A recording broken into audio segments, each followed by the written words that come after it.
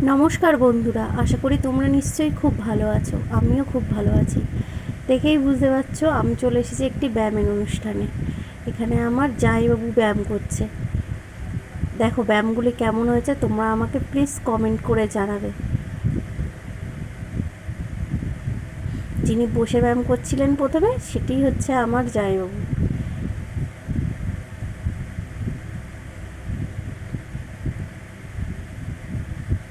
তো বন্ধুরা, ভিডিওটি দেখে কেমন লাগলো আমাকে প্লিজ কমেন্ট করে জানাবে, আর ব্যায়ামগুলি কেমন লাগলো সেটাও আমাকে প্লিজ জানিও।